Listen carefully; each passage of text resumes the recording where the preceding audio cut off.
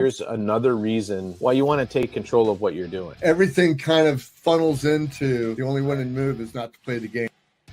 I don't know, guys. This whole thing sounds pre-recorded.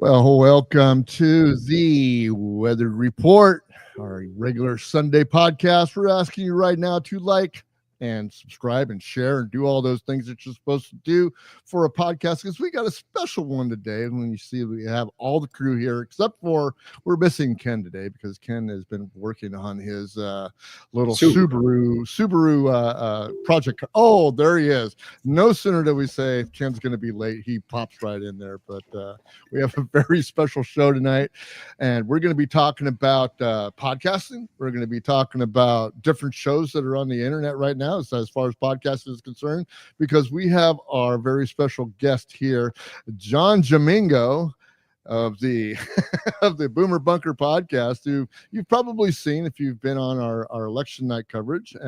He was on there with us with his beautiful co-host, the Duchess of New Jersey, and very cool to have you. Thank you, John, for coming on, man. We really appreciate you being here. How you doing? It's a pleasure, and thank you for having me. I'm doing good. It's a little late here for, I'm an old man. In New Jersey, it's like 10 o'clock. I was like, what? I'm usually in bed by now, but no, we're gonna have fun tonight. Let's have some fun. Yeah, absolutely. Yeah. So what happened I was, scanning the Discord server, and all of a sudden I get this message that pops up, and you said that we're going on in 15 minutes, and I'm right in the middle of the 49er game watching them lose to Seattle. And I'm going like, no, it's not time yet. I had to go back and read it again. Again, I say sometimes my biggest problem is organization. So whenever something happens like this, I should always write it down so I know where it is. And for some reason, when you said 7, I'm thinking 7 Eastern time, because doesn't everything run on Eastern time? Isn't that how that all works? Well, it's easier to convert Eastern time than it is for Pacific Standard Time. Yeah, Eastern is where the country started. That's where God's time is. Being from Boston, I understand you. Yes, Eastern time is God's time. And then Pacific Standard Time is all the leftover crap. Right. So you have good times there. Well, first of all, I would be remiss, because we are actually a show that kind of keeps up with the times and everything. And I don't know, John, if you saw today that all of a sudden it looks like World War III is just like right around the corner. And I just didn't want to, I didn't want to, leave the show without saying something about it, because we have to be current with the times. What the hell is going on? I had a little side conversation with a friend of mine who is on the ceiling, but I don't know if I managed to pull him off the ceiling. But yeah, the news is big, and just to get this show started, before we get into your interview, I just wanted to know everybody's kind of feel about what's going on today. If we're talking about Biden okaying Ukraine to use long-range missiles into Russia, I'm like, dude, just do me a favor, sit on your ass and do nothing. All right, you did for 3 and almost 4 years. Just sit on your ass and do nothing. They really don't want Trump as a president. They're going to end the world so he doesn't become president. That's what scares me the most, is that now he's there. Everybody's running scared. Because if he does what we elected him to do, which is to go in the government and shake it all up and shine the light on the rats, then there's a lot of people that are going to be scurrying, and I think that's what this is. Honest to God, I think that's what this is all about. But then I can see Trump going, listen, don't do anything. You know what? I'll be there in a couple months. I'll straighten this all out. We'll get everything straightened out. Don't do anything. I don't know. We'll see what happens. Yeah, I agree the same way. I think he's just setting up people. One of the conversations I had was somebody was just going off the wall about, well, Trump is, he's showing all his cards, right away, and this and that. I'm saying he's trying to clear the ship. I mean, all the rats are fleeing the ship, because he's going like, we're going to investigate you one way or the other. It's going to happen. So all the rats are leaving the ship, which is leaving the door wide open for anybody else that wants to come in and do whatever they want to do. But I think it's a little extreme. I mean, it was on the top of the Fox News headlines for about 15 minutes, and that's down to about 3 or 4 or 5 stories down. So how serious is it? I don't know. CNN has it on the top of their headlines. I didn't go to MSNBC to find out about it, but pretty big news. I don't know. Ken, what do you think, man? I don't know. Part of me is like, well, maybe if they make enough of a mess of everything, they can blame him, and then Vance won't be. I don't know. I don't know what they're going to do. I don't think anyone's running anything. So I think right now it's just let's get as much as we can for whatever we can do, because everything's about to end. I think they're really worried about that. So I believe I'm with you, John. I think that they might be setting up to fail, just to say, you know, how horrible can we make this for him when he gets in? How big of a mess are we going to make him clean up? Yeah, Don't they need long-range missiles to shoot before they can shoot them? Will we sell them, Nez? Well, right. There's always the talk about what we've given them so far. But how much stockpiling could they really have? How many do they need? Like, in other words, if you give them 3 missiles where they can hit Moscow with it, then, you know, what's going to happen? It's the same thing as, you know, Iran giving all these weapons to the Houthis and Hamas and Hezbollah. So, yeah, that's what they did when he got in 2016. He was never supposed to win in 2016. He was supposed to go in there and clear out all the Republicans so Hillary could run against him. And he did everything to lose. And she was such an unlikable candidate, kind of like Kamala Harris, where he ended up winning anyhow. But this time it's a mandate. Like, we've had enough. We've seen what Democrats can do. Right. We've seen what the Biden administration can do, and we don't need Biden light. Yeah. Jason, what do you have to say, man? Well, I kind of agree with both Ken and John. And I also kind of think that maybe some are running scared because I think they're afraid that he's going to release the Epstein and the Diddy client list. And a lot of those people might want to being on there.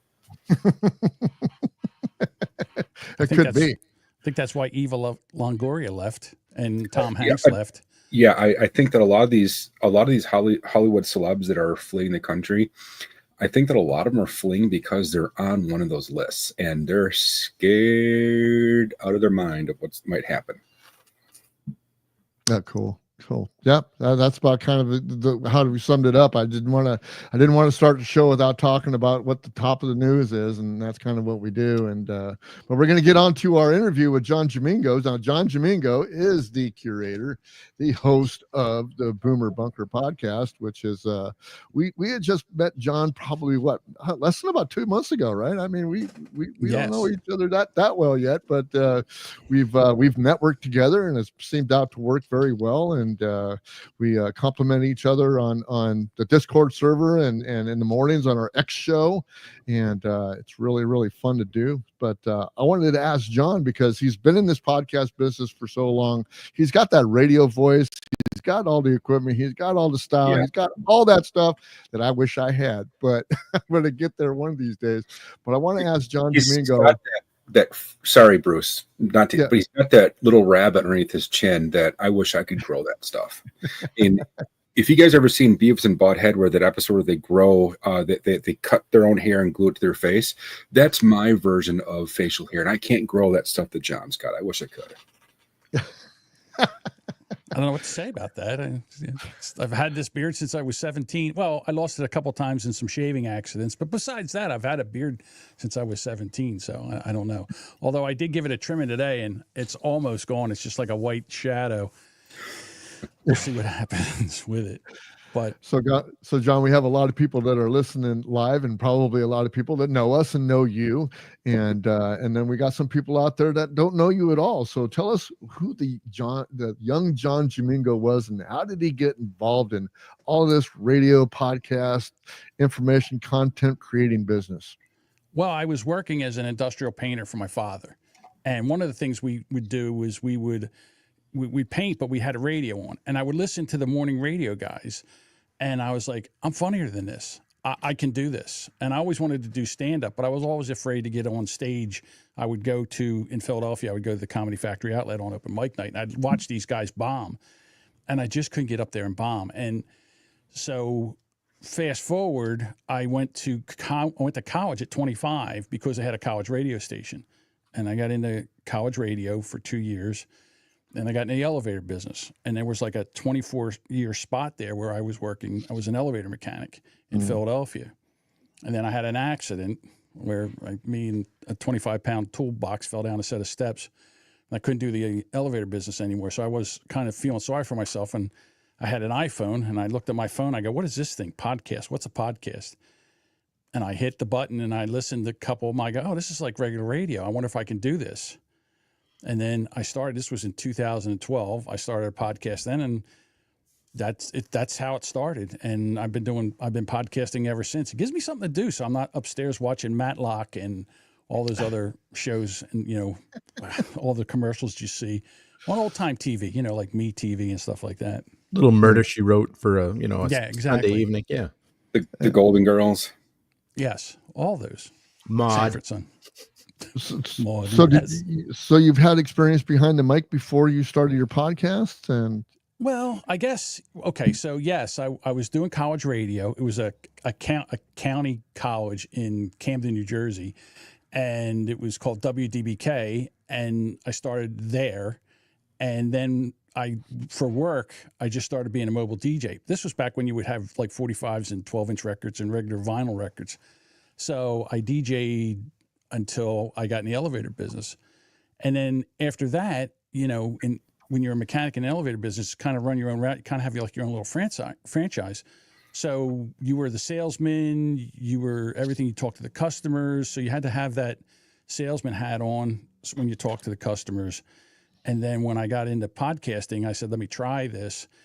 It wasn't easy at first, because at first I was trying to do this just myself as a solo podcaster. And then I learned that the best thing to do is try to do interviews. And I've had like, I don't even know how many podcasts I started and then stopped.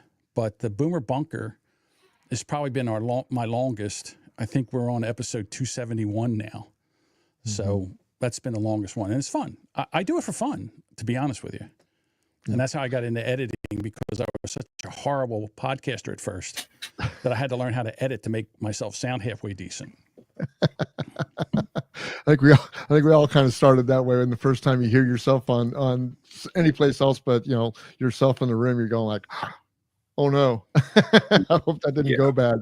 No. So, yeah, so it's pretty interesting. Tell us about some of your early podcasts, because I've been going through your little history kind of as much as I could get on the Google, and yeah, Brand X, Rubberneckers, just all kinds of different stuff. And I'm sure this cast of characters that we have on the Discord server have been kind of like assimilated or assembled from those different types of podcasts that you've had. All right. So this is embarrassing. I'm just going to tell you this right now. And it's very cringy, and I can't even believe I'm going to go into this. The very first podcast I did was called Let's Reverse Obesity. And as you can see, it worked. No, it There didn't. you go. So I did that for, I guess, about 25 episodes. And the guy that taught me how to podcast, his name was Cliff Ravenscraft. And he was called the Podcast Answer Man back then. And he had a course. It was called Podcasting A to Z, and he taught you how to do everything about podcasting. So I went through his class, and there was a guy who was a venture capitalist, and he started this, I guess it was an app. It was called TV Talk. TV Talk was, you would watch a show, Matlock. Let's go with Matlock. You would watch Matlock, and then after Matlock was over, you and another guy would get on the internet, and then you would record a 20-minute podcast about the show. And then they would edit it and get it up on this app. So then if you watch Matlock, when you went to go to work next day, there was a 20-minute show about the show that you watched last night. Like, say, if you were a fan of, I don't know, Castle or, you know, Blue Bloods or all those shows back, Dexter, all these shows. And at one time, I was hosting 6 shows, and then I got into editing for them. So I was editing 13 shows, hosting 6 shows. It was the most fun I ever had. It lasted about a year and a half. And then he's like, you know what, this isn't working. I can't get capital for this. So we're just going to end it. And I met a lot of people at that time. And one of the guys that I was editing for, his name was Daniel J. Lewis. And he had a podcast, and he was on Twitter, and he's like, I'm looking for an editor. And I had edited for like 2 seasons when he was there. And I said, what am I, chopped liver? And he goes, well, I couldn't afford you. I said, and I had never edited for anybody else besides TV talk. And I said, well, let's talk. And he was my first client. He's still my client. He hasn't podcast as much as he used to, but he's still my client. And so there's two different people. I got this name. John Jamingo is not my real name. My real name is John Buchanan, but it's hard to say Buchanan. So for the longest time, I was John Buchanan for 10 years. And I was co-hosting with somebody. And she said, oh, no, here's my co-host, John Jamingo. And I said, oh, I like John Jamingo. So I just said, okay, that's a great radio name, because John Jamingo is a lot easier to spell, say, than John Buchanan. And it was funny because there's a podcaster that I know. His name's Eric Zane. And that's where I met Duchess and a lot of people that are in the Discord server.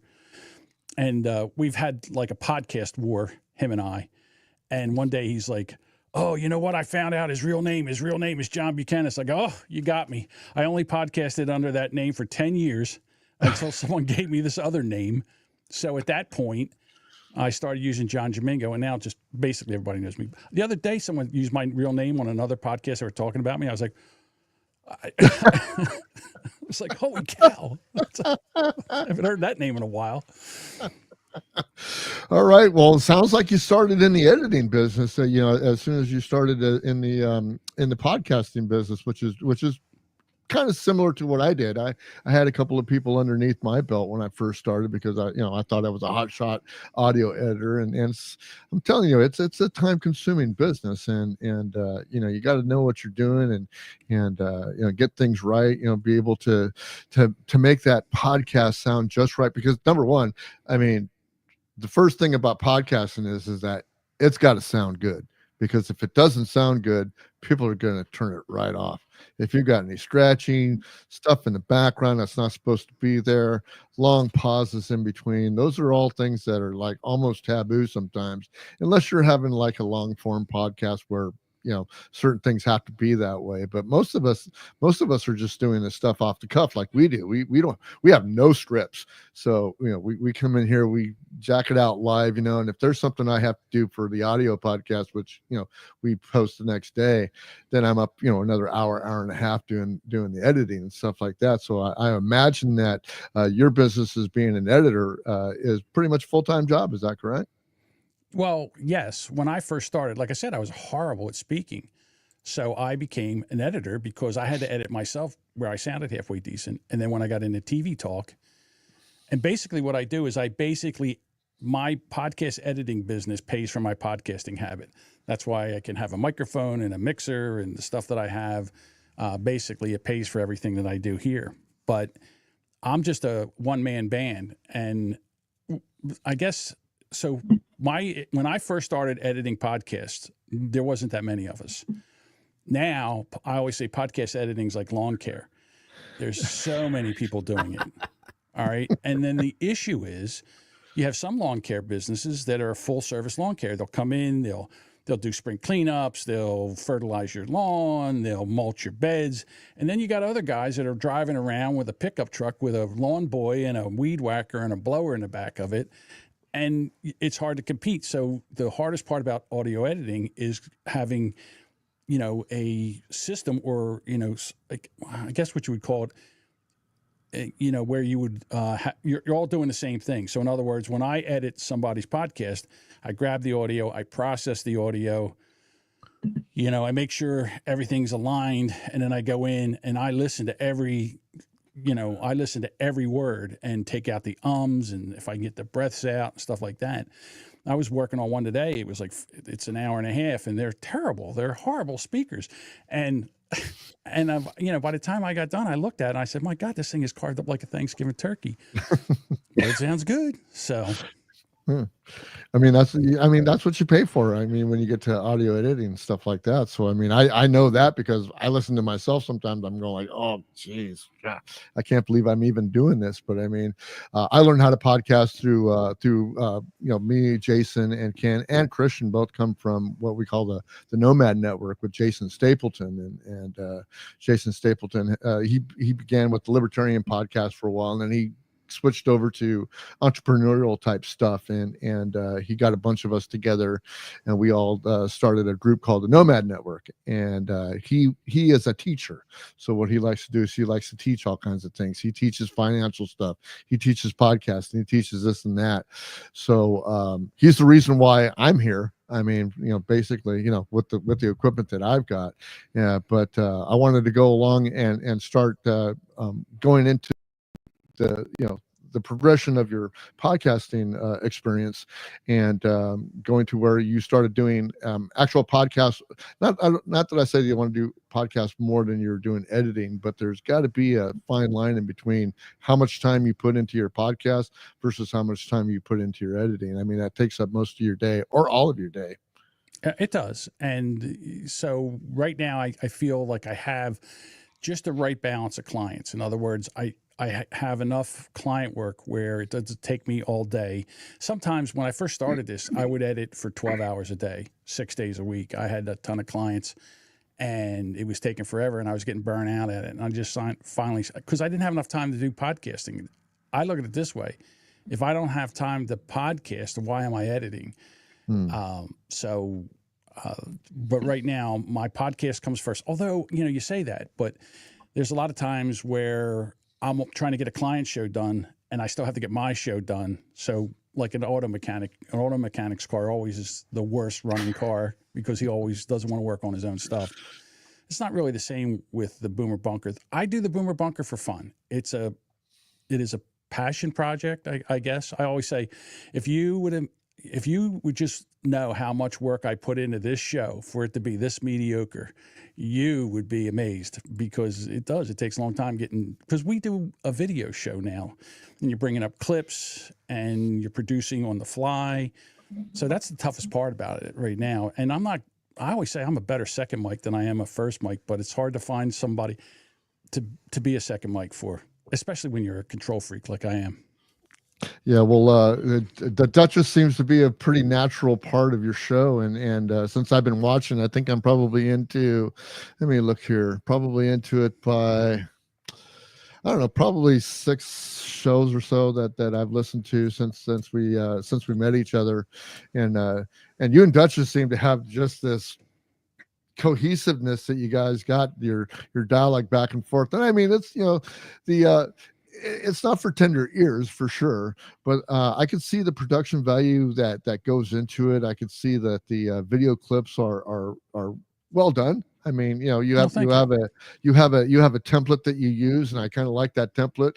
In fact, I've kind of started, kind of doing some backgrounds and stuff, kind of inspired by what you guys do, and we're working on it. I'm working with Christian on it, but it takes a little bit of imagination, this stuff, to get templates up, to get a show kind of just the way you want it. I heard you mention the other day that you had spent most of the day on the last show that you did, which was midget clown porn.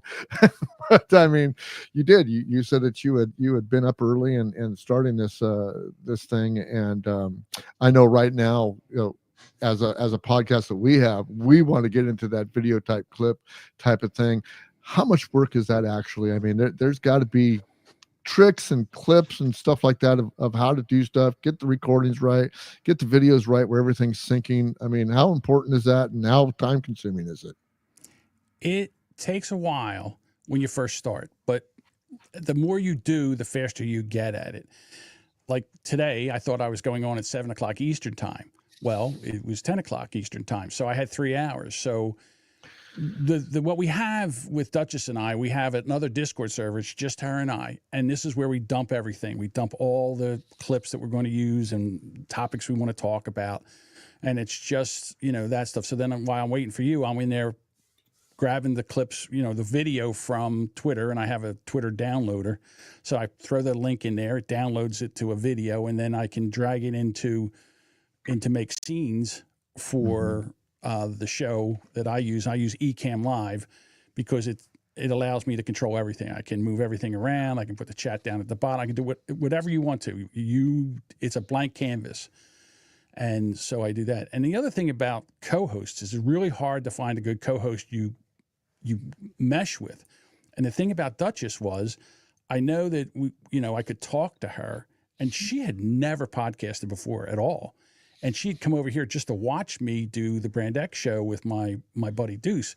The Brand X show is the guy that I met in college radio, and we've known each other for 30-something years, and we do it once a month so we can come over here and day drink and eat pizza.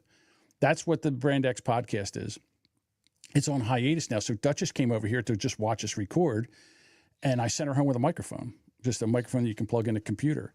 And she plugged it in, and we started. And I knew she would be good at this because, like, when you talk to her, but she has come on into her own now, and she's getting bolder and bolder, and that's what I like.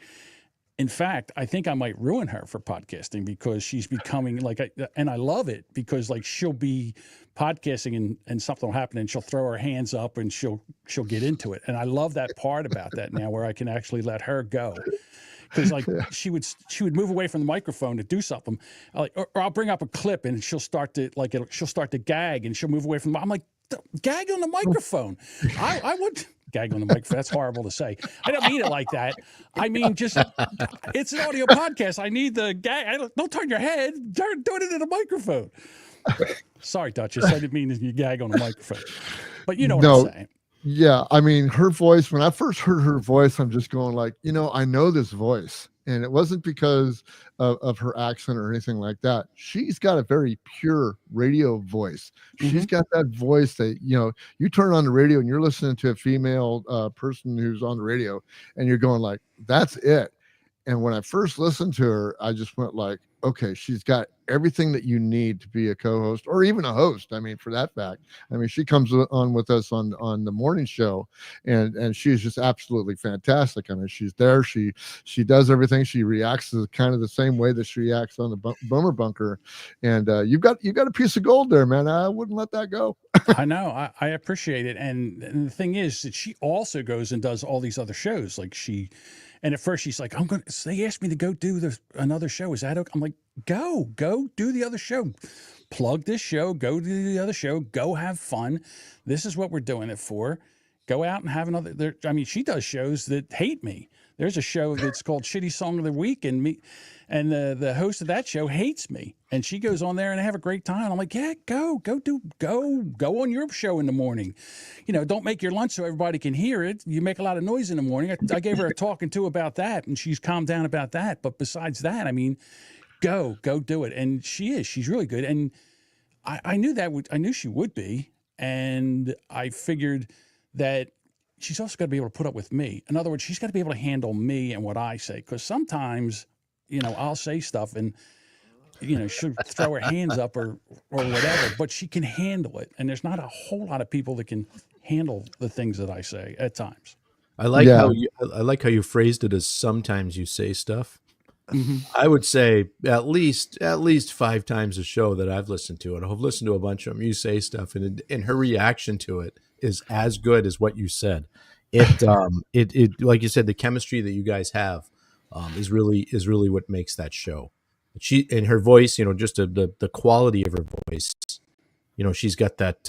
It kind of reminds me of like if you remember the Carpenters, like Karen Carpenter just had a voice. I'm not a big Carpenters fan, but she had a voice. If you keep doing this, I'm not going to have a co-host because she's going to leave me for somebody else. Stop it. I can't be. She'll be showing up. She sucks without you. There we go. There you go. She'll be showing up Monday. I'm ready for my close-up. I can't have her being a diva now. Come on.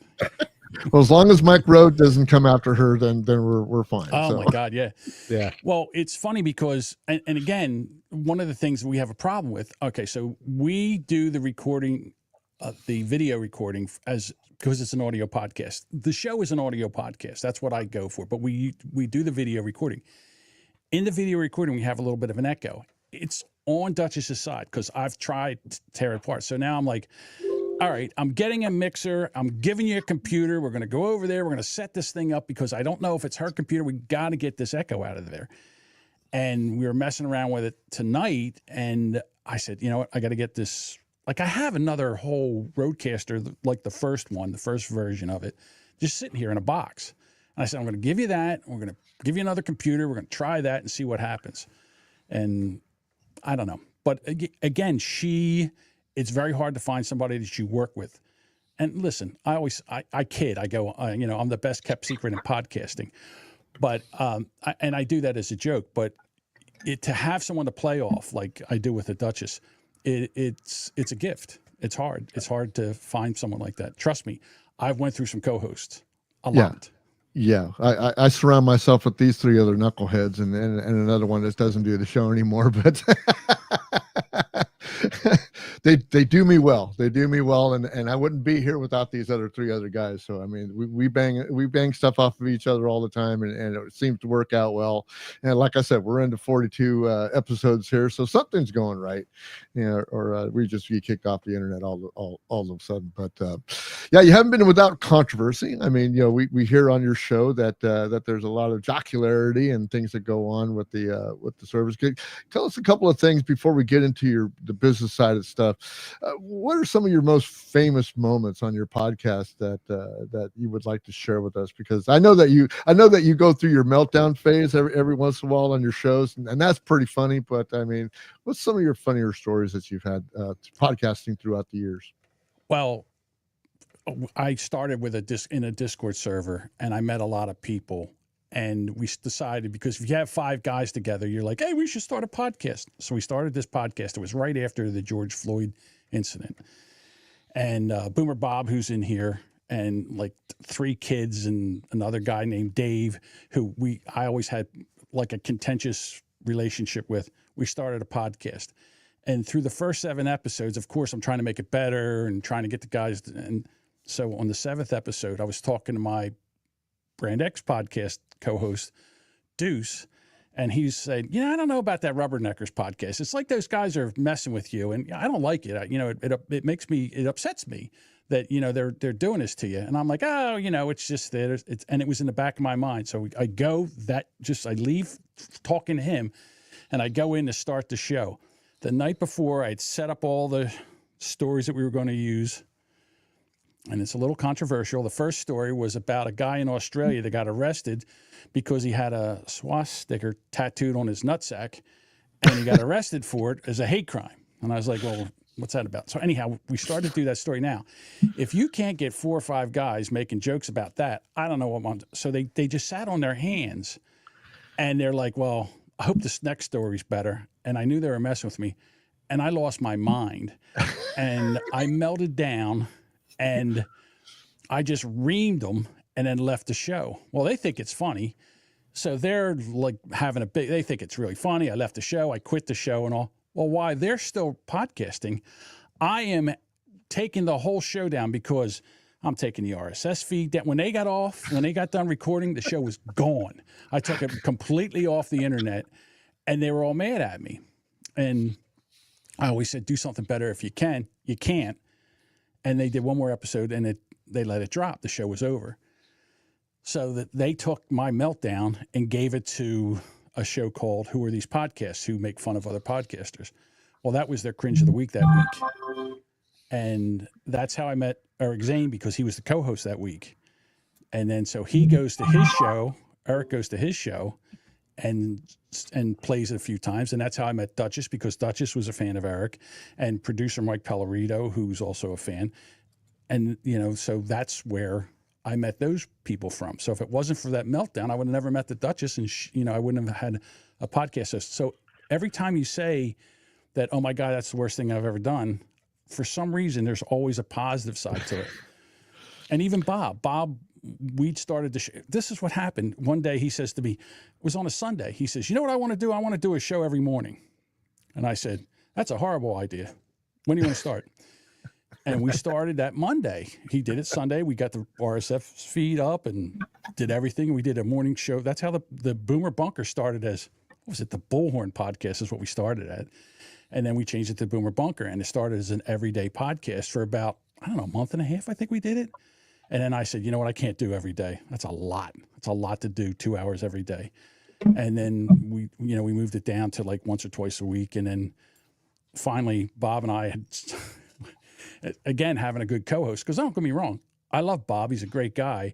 But he would do things that would just make me lose my mind. And there's plenty of evidence of that, because every time I have a meltdown, they clip it and they send it to me. So I have like a whole video file of just me melting down, yelling at Bob. And the funniest part was the last ones, Duchess was part of the show. She was supposed to calm us down. And Bob and I are fighting. And the next thing I know, yeah, there it is. And the next thing I know, she's like, okay, guys. And I'm like, shh, I want to fight with Bob. Shush, I'll be done in a minute. So I called her. I said, listen, when Bob and I are fighting, don't try to stop us. Just get out of the way. Shh, you get out of the way and let us fight. I know. See, Bob, there he is. He's in the chat. So, Raging Jamingo. Yes. Yeah, fantastic. No, I love hearing about your history and about how these podcasts have evolved. I've learned so much for you in only like 6 episodes. It's like crazy, but I love both of you guys. You guys are really welcome all the time to come in and speak on my podcast and the morning show. I do a morning show. We just do the morning show on X just to get content out there, but basically this is our flagship show and stuff. But let's get into the business part of what you're doing, because I know that you guys some aspirations going on, and you've been doing your audio editing and podcasting since 2012, which we're going on 12 years, 13 years now that you've been doing that. So now we're going forward, and now we're in our entrepreneurial thing. You've got your one income that you're doing with your audio editing, and now you want to teach and you want to give back to people that don't know basically how to get in this thing. How do you start this podcasting? I mean, I had my teacher, you had your teacher, and now you want to teach. So how are we going about that? And I know that it isn't launched yet, but I mean, we've got aspirations because there's all kinds of equipment that could be purchased, or it could be as simple as a cell phone. So let's go through that. Let's go through that iteration and how you're going and what's in the future for John Jamingo. So I don't know if you guys remember Anchor. Anchor was all you needed was a telephone and you could be a podcaster. Mm. Well, I have two, like, content is king, but audio quality is queen. And there's a lot of people that listen right now. Podcasting's so much easier to do than it ever was before, but you have to know a few things. You have to know how to get a microphone and how to set up an RSS feed and where how do you host your files? And there's a lot of different things, and nobody teaches you that. And there's a lot I call it, what the show's going to be called is called backyard podcasting, like a backyard mechanic. Like if you took a Subaru apart and then you put it all back together again. It's kind of like that, where, okay, so what I want to do is I want someone, because I remember when I started, I had no idea what I was doing. So I want someone to say, okay, I want to start podcasting. How do I do it? And basically I'm going to say, okay, well, here's different microphones. How much money do you want to invest in this? Well, all podcasters want to do everything for free, and they want to get paid for everything that they do. They want everything for free. They want it to work 100%. And so what I figured I would do is I'd say, okay, well, here's how you start. Here's a microphone. You plug it in a computer. All right, now you want to do a show where you do an interview show. Okay, well, now you're going to have to use something like what we're using here, StreamYard. Or maybe you don't want to go live stream, but you can use something like CleanFeed. There's a ton of free web hosting or websites out there that you can use. There's a site called Red Circle that you can go and put up a free, they'll host your files and everything, Red Circle, and it's not bad, to be honest with you. Their free plan is pretty good. And this is all, so you can start and play with it and see if you like it, because it's like hunting. It's all fun and games when you're behind the mic, but as soon as you turn the microphone off, that's when all the work starts. So See if you like it.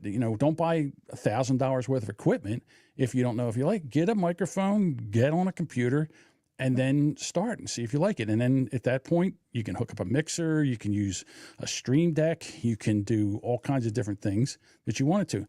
Now, the guy who's my mentor, his name's Dave Jackson. He runs the School Podcasting at schoolpodcasting.com. He's been doing it since 2005, and he's a teacher. Like, he's a really good teacher at what he does. He's got a ton of patience, unlike me.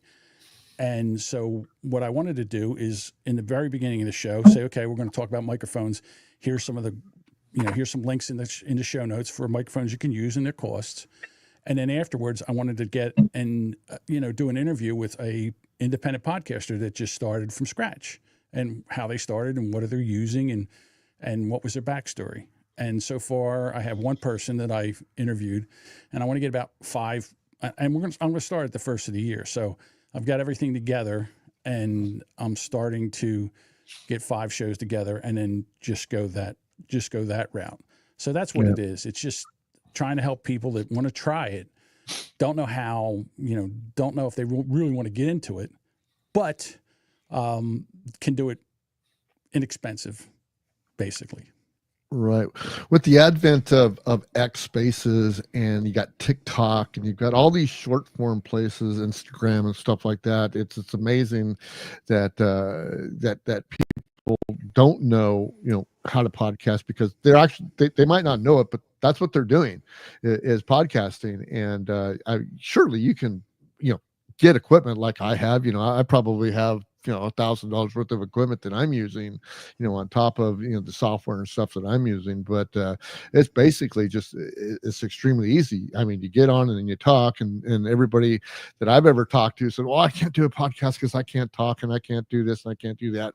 Well, I couldn't either. I mean, I basically started public speaking when I was asked to be a minister at my church, and that's pretty much how I got in front of any kind of crowd or anything, and started talking. And basically, when I started hearing about podcasting and started listening to Jason Stapleton, it was pretty much going like, yeah, that's what I want to do. I got a lot of stuff to get off my chest. And at that time, it was a lot of government stuff. It still is a lot of government stuff, but basically we try to parse it out into other industries like entrepreneurialism, self-sufficiency. I like to do stuff with gardening and stuff like that. There's so much stuff out there that you can talk about. And I think Jason Stapleton says this the best, is that it doesn't matter how much you know more than somebody else. So you can, relay that knowledge that you have, and somebody's going to consume that knowledge. And I think that's what drives me to do podcasting. I think is not just because I like to be on camera and I like to show off and stuff like that. I like to be able to give somebody some types of information that they're not necessarily getting anyplace else, or maybe it's just a stepping stone for them to even pass me up, which even makes me better than that. So I'm good with that. I think though, like everybody wants to be the next Joe Rogan or the next, I don't know, call her daddy or whatever. And I look at it this way, that some of the best podcasting is a niche podcast. Like if you tell me what your hobby is, I'll find you 5 or 6 podcasts that you can listen to about that hobby. And then the other thing is, they're like, well, what are your downloads? Okay, so let's say you get 100 downloads per episode. So you have 100 people listening to you. And they're like, oh, only 100 people? All right, so every week, if I went into a room and there was 100 people sitting there and I had to entertain them for an hour or two, to me, that's a big deal. So I like a smaller, would I like to be bigger? I don't know. I think a bigger audience is bigger problems, because the next thing you know, you get haters, or you get somebody that comes in and they want to find out something about you and they want to get you canceled, especially when the shows that I do, because, like I said, my humor is a little bit dark, and I don't, and I'm from the back in the day when you could say things and we never worried about offending people. Yeah. So I think that one of the things about podcasting, like, you said you were a minister, there's religious podcasts, there's true crime podcasts, there's, podcasts about the news. Just about, you think about anything. There's a podcast about using Mac equipment. These people have been doing it for a long time, and they get an audience. There's podcasting about podcasting. So, you have these podcasts out there that you can listen to. And again, what we're doing right here is a video podcast, or we're live streaming. But to me, I don't watch video live streaming. I always have a podcast where my phone's in my pocket, I'm doing something around the house, and I got a podcast on it I'm listening to. So I like to be able to, I like the audio. I'm a purist. I think a podcast has to have an RSS feed, and you have to be able to download it, onto your phone or something like that. A lot of people do a YouTube show and they say it's a podcast. It's not, in my humble opinion. People fight you over it, though. You bring up something good here. I was at every year I go to this festival down in Arizona. It's the Arizona Tiki Oasis, and there's speakers and there's different people. One of the speakers this year, this guy was really interested. His name was David Marley. He was one of the skippers at Disney World on the Jungle Cruise. And like you talk about niching down, he has a podcast called The Jungle, where he talks irreverently about all the shenanigans that go on at Disney behind the scenes, and mostly having to do with this cruise and stuff like that. And he has all these like ex-employees and stuff from Disney that comes on. And this was something I had no interest in. And his podcast is hilarious, you know, and it just shows you can have this niche little thing. If you're good enough, you can hold people into that because it's just so goddamn entertaining. So you know, that entertainment thing, people forget about that with podcasts that I noticed too. And this is leading into my next question. It doesn't matter how boring the subject is. There's someone out there that's interested in it, but you still have to be entertaining to that listener, no matter what you're doing with. So how do you take that on, or what are your thoughts on that? Well, you have to be able to tell a story. All right, that's the first. You have to be entertaining. You have to be able to tell a story. That's one thing. So I remember when I first started, we would all get together in like a Google thing where I forget what they even called it back then. I think it was Google Plus, and they had like a room where you could all come in and talk. And we had a bunch of podcasters in it who were in there talking. And the one guy says, "Well, I have a podcast about, going on the beach and using a metal detector." And I was like, "Oh, wow." And he says, "Oh, yeah, and he says, but the problem is that, there's these other metal detector podcasts that are like stealing my format and everything." And I'm like, "There's more than one metal detector podcast?" And they're like, "Oh my God, there's like 6 or 7 of them." I'm like, "Really?" It's just, but there's a niche. And then there's these people that if you were into going out on the beach with a metal detector and finding treasure or whatever, and they're talking about technique and different equipment and stuff like that, and you're like, "Oh, okay, well, I guess that would work." And he's like, yeah, we have this, and then this other guy's, he's stealing my stories and stuff. And I'm like, I never would have thought there'd be a podcast about metal detecting, let alone six of them. So yeah, I mean, anything that you could think of, if you go in there and search it in a podcast player, you'll find a podcast about it. I think one of the hardest things that I've had to do with podcasting is the fact that I like to have guests myself. But when you start getting a guest, kind of a long form podcast like we have here, we go an hour or 2 hours sometimes. Not only do you have to have content, but you have to have the guests.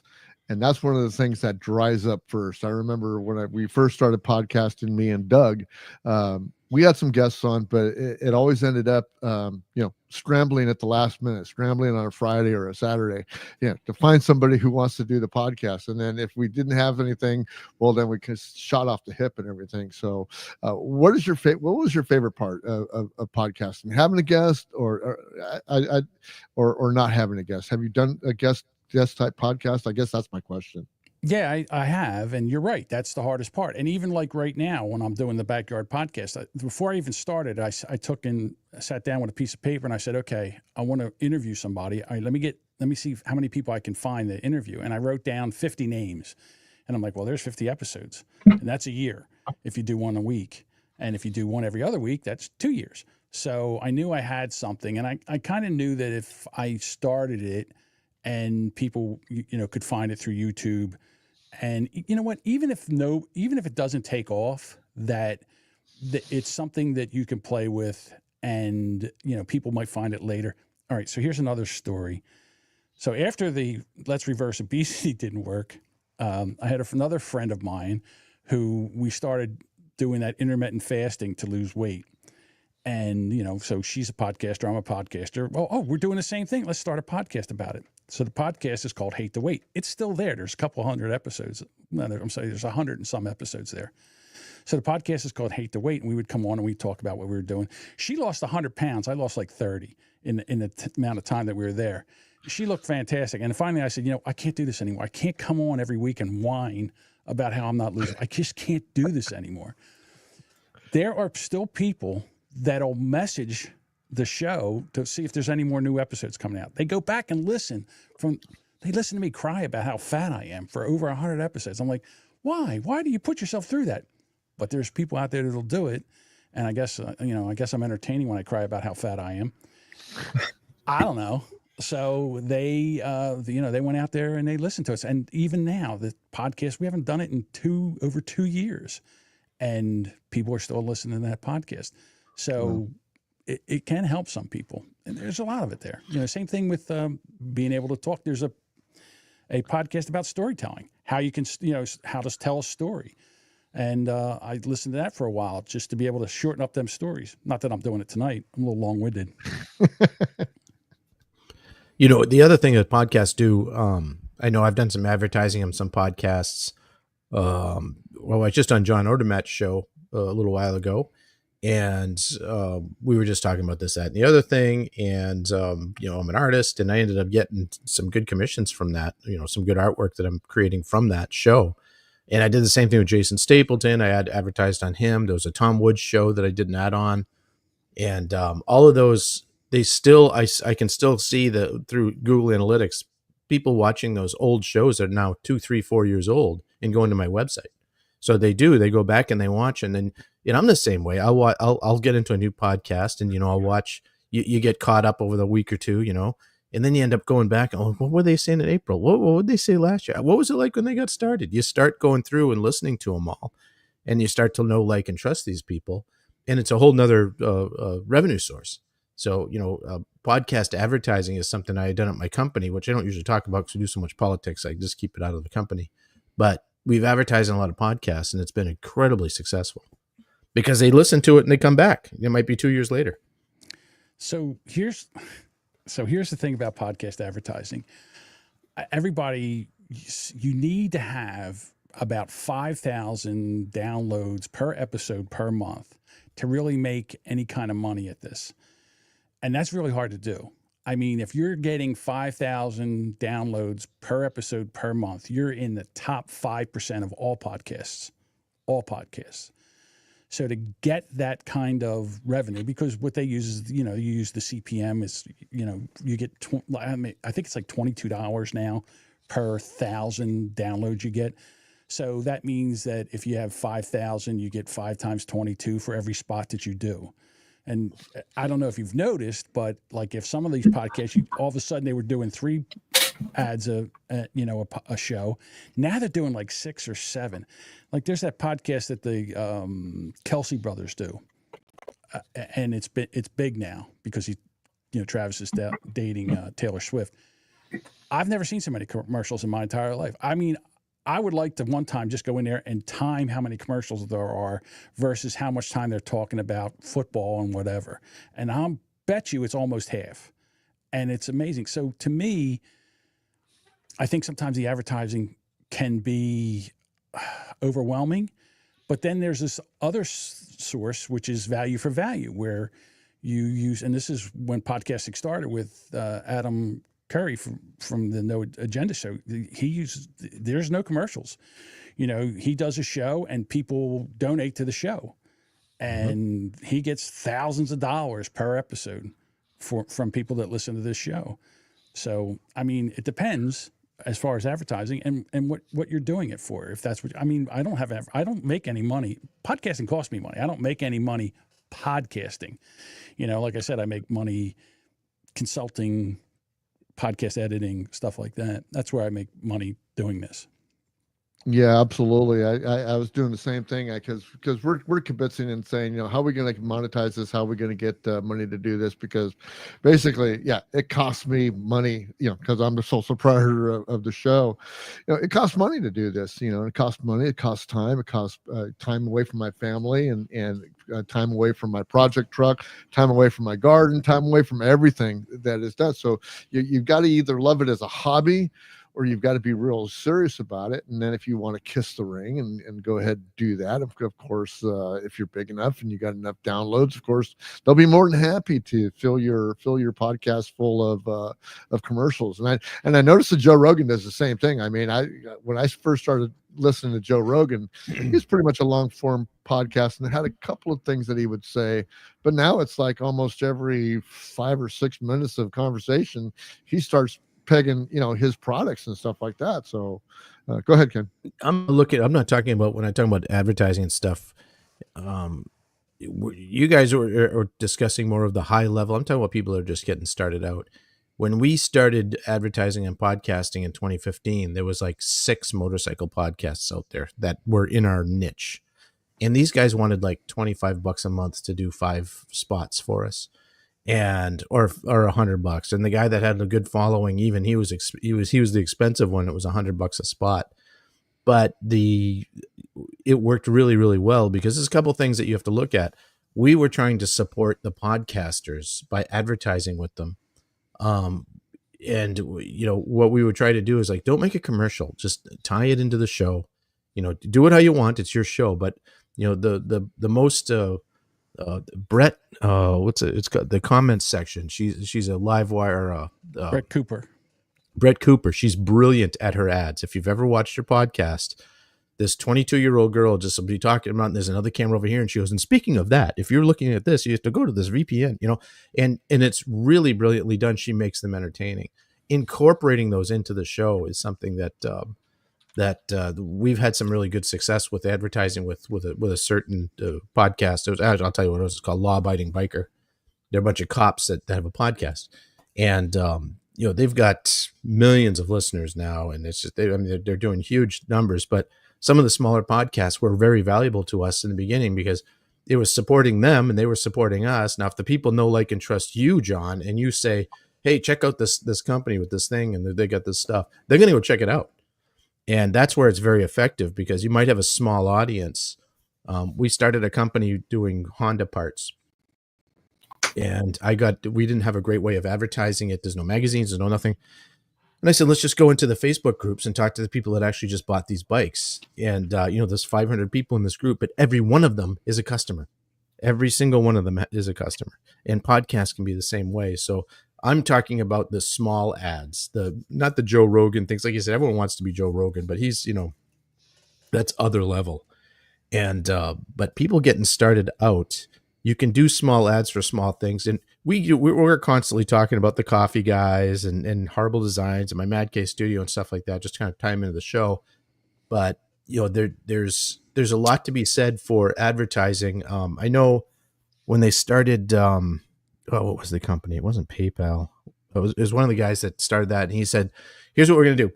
Go out to every podcast and buy ads on every podcast. Every single one you can find. Doesn't matter. Just do them. If it's $10, it's $100. If it's $1,000, just buy them and do it. We're going to spend a bunch of money. And it worked. They built up this whole company by just buying everything everywhere. And so, well, the ones that work, we'll just keep doing. The ones that don't, we'll stop doing. And I know I'm with you guys where it gets annoying when they just turn into like regular TV or radio, which just, ads. That sucks. But as you get going, it's a good way to have people talk about your podcast, because the company that's advertising with you will also advertise, yeah, you can hear our spot on so-and-so's podcast and things like that. So it's also a good way to get some marketing for your podcast. I would love for podcasters to do a 30-second spot, like a 30-second promo. And I would love to be able to play them throughout the Boomer Bunker. I think it's the best way to grow your audience is to go where people that would like your show go on a show like your show, and then introduce you to, I would love to have people come on, and so I can introduce them to my podcast. And as for promotion, yeah, and also you're exactly right. In small shows, you can have that, especially in niche down shows like, you said motorcycle shows that or whatever you were doing for that, you go to that's a niche show. So they're like, oh, wait a minute. They only do one show a week. So I'm looking for other stuff. So now I found another podcast that I can listen to. And it's huge. But the problem is that if you say to a podcaster, okay, give me a promo, they give you like a 3-minute promo. I'm like, I'm not playing a 3-minute commercial on my podcast about your show. Tighten that up. Daddy likes it tight. Right. Tighten that thing up. Give me a 30-second promo that tells me about your show. And I would love to be able to get between segments. Like if I go from one topic to another one, go into a promo and play one or two where you can promo someone. But it's very hard to get podcasters to do that. For some reason, they can't talk about their own show for 30 seconds. It's got to be the 3 to 5 minute promo. I'm like, no, I don't want to hear your life story. Tell us give us your elevator pitch about your podcast. And I would love to be able to do that. but I don't know. It has. It's hard. It's hard to get Purely podcasters out to of, do that. purely out of Jason Stapleton's notebook there. Give me your elevator pitch. That's what ChatGTP is for, man. ChatGTP has just been a great tool for me as a podcaster. I mean, being able to, search you out and because like I said, I've only known you for a couple of months now, but I was able to jot down a couple of things, throw it into ChatGTP and reference your show, and it gave me a nice little outline of everything, within, a couple of paragraphs. Was able to do that, and it was very simple. And then, I had, bring this down to, 300 characters so I can put it on SEO. Did that thing for me. So it's getting easier to do that these days. And like I said, podcasting is becoming so easy. It's just crazy. And yeah, we're gonna do another hour if you don't mind. That would be great if you can.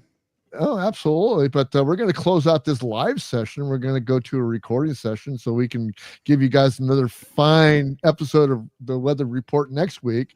But I want to go ahead and let John go ahead and pitch his wares and his website and all that other stuff. And then we'll let him go and we'll go on the other side. Okay. Well, we do the Boomer Bunker podcast every Monday night. And every Wednesday night, we do the live recording at 6:30 p.m. Eastern Time. We're on X. We're on Twitch. We're on YouTube until we get thrown off. We're on Rumble. And we're also on Facebook. And I've had a few YouTube channels eviscerated because we talk about things like medical misinformation and whatever. Sometimes they say we bully. I don't know. We just talk. So if you want to come over and hang out with us, we would love to have you. Thank you.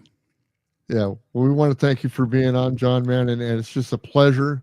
It's really just thank you. I mean, I had John Jamingo on, and I know everybody in the Discord server is going to go like, "What, really, John?" But no.